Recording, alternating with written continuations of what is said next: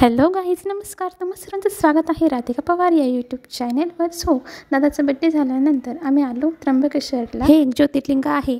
As you know, हे temple शंकरजींनी dedicate करतं and it's considered one of the 12 Jyotirlinga. This temple is located near the Brahmagiri hills.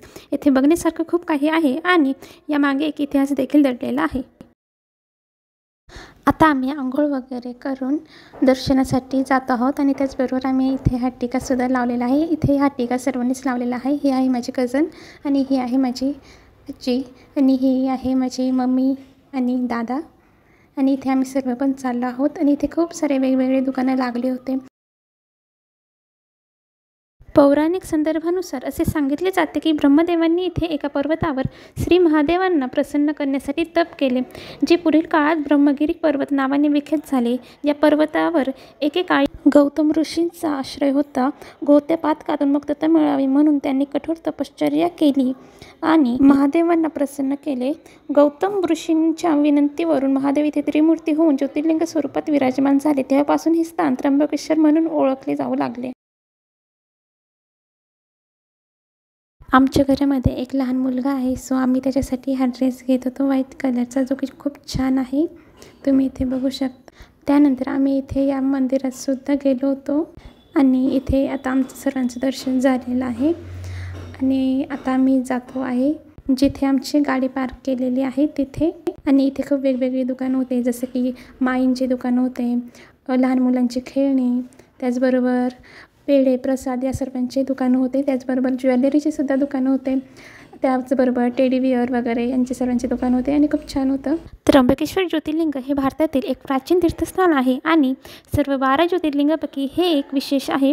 हे मंदिर नाशिक शहरापासून 28 kilometre अंतरावर सह्याद्री पर्वताच्या पायथ्याशी वसलेल्या त्र्यंबकेश्वर तालुक्यात स्थित आहे.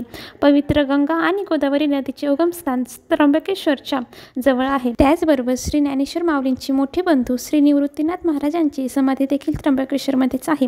त्र्यंबकेश्वरमध्ये अनेक धार्मिक संस्था देखील आहेत, ज्या वेधशाळा, संस्कृत पाठशाळा तसेच कीर्तन पाठशाळा, प्रवचन संस्था चालवितात.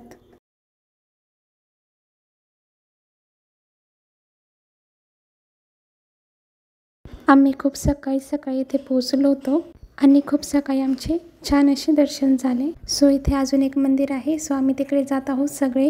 इथे पोहोचल्यानंतर आम्ही छान असे दर्शन केले आणि त्यानंतर इथे कोवळ्या उन्हामध्ये बसलो. इथे खूप निवांत वाटत. आणि तुम्हाला माहिती असेल, Trimbakeshwar is also location for the Kumbh Mela, जे की प्रत्येकी 12 वर्षांनी येत असतं. इथे माझी मम्मी आणि काकू बसलेले आहेत आणि ही माझी बहीण आहे आणि ही सुद्धा एक माझी बहीण आहे.